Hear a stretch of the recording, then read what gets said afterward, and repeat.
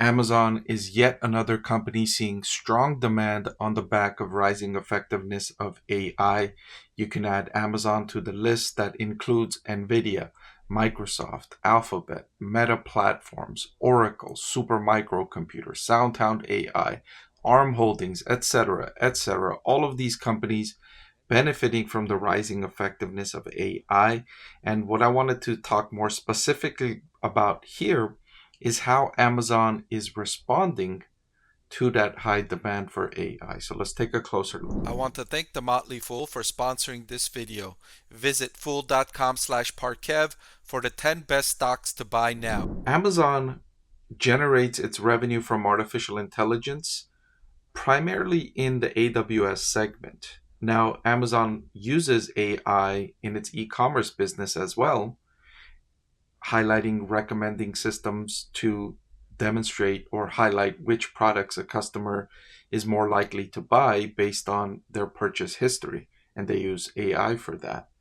But the AI that they sell to other businesses or they help other businesses facilitate is housed in the AWS segment. So what Amazon is saying here is that the combination of AWS's reaccelerating growth and high demand for generative AI to meaningfully increase year-over-year capital expenditures in 2024, which, given the way AWS business model works, is a positive sign for future growth.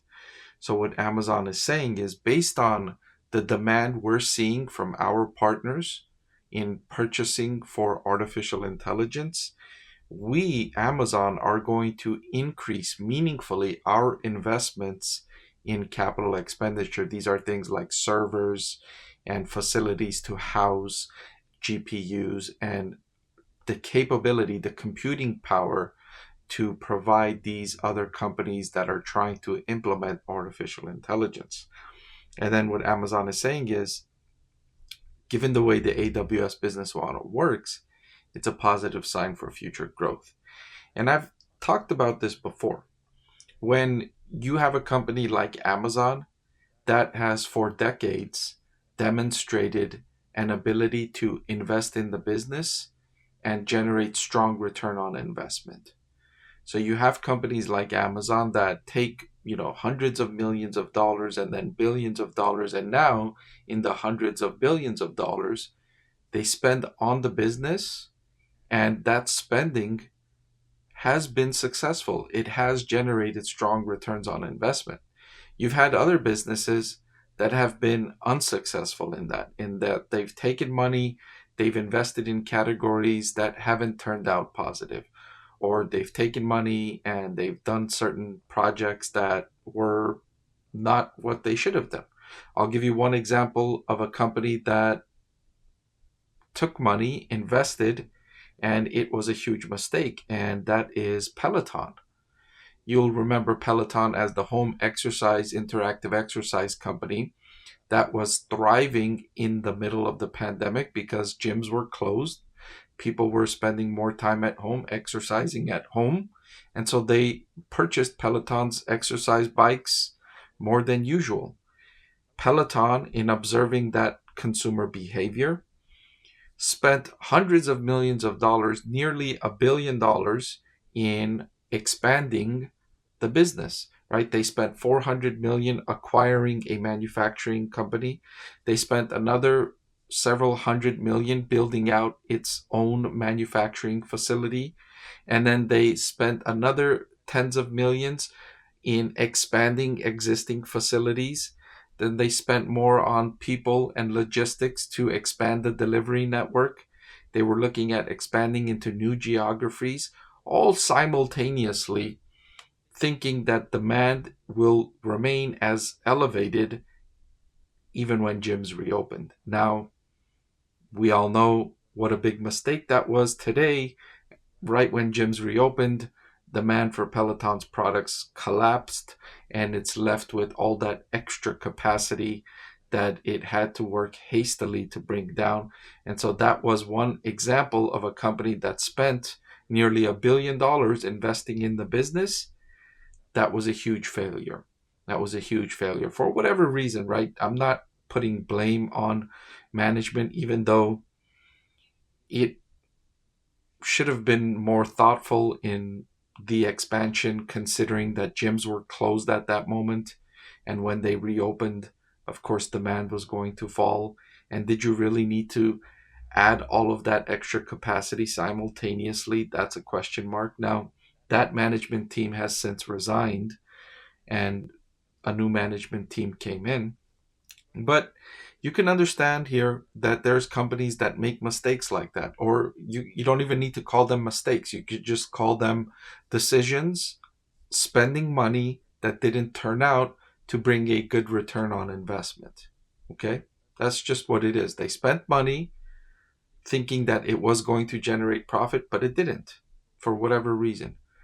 Amazon has been the opposite of that. They've spent hundreds of billions of dollars, and almost all the time, there's been some cases where the projects were not successful and Amazon was quick to shut those down.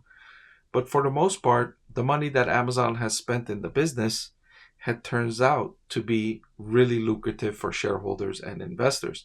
And so as investors, when we're evaluating a company like this with history of success, history of skill in this category, when they find an area to invest money, it's great.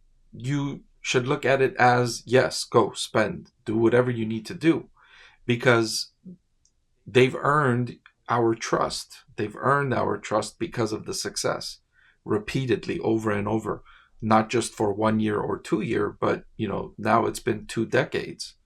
So that's where it's different. When I see a company like Amazon say they find that they're going to spend all this money, I say good. That just means that the returns are going to be great for the next few years, because whatever it is that they're spending the money on, in this case, it's artificial intelligence, it's probably going to generate enough revenue and profit to make up for the investment and then some. So that's what management is saying here. Like, we find this opportunity and we're excited to invest in it because we think it's going to be great.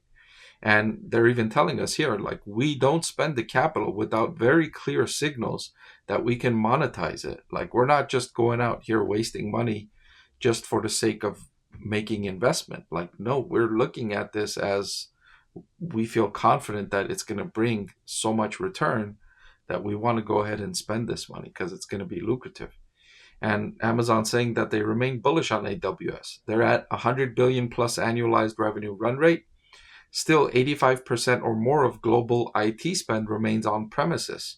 So that's a large untapped market opportunity. And this is before you even calculate generative AI, most of which will be created over the next 10 to 20 years. So very large opportunity in front of us. And Amazon has the skill, the wherewithal, the experience to capitalize on this opportunity. So this is a pitch that's right in their zone, right? And they want to go ahead and take a swing at this pitch because this pitch is like right down the middle.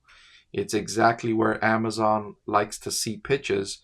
It's exactly where Amazon likes to see opportunity, and it's going ahead and capitalizing it. So a great opportunity has presented itself for Amazon. Amazon's in a great position to capitalize on that opportunity, and Amazon is going ahead and acknowledging that it is capitalizing on this opportunity. So I'm liking what I'm seeing from Amazon, and I'm liking its prospects. It's no surprise I've got Amazon stock rated as one of my top stocks to buy in 2024. If you liked the video you just saw and you want to see more just like it, please subscribe to the channel. I can't keep this channel free without the support of viewers like you. And if you're already subscribed, thank you, and I appreciate your support.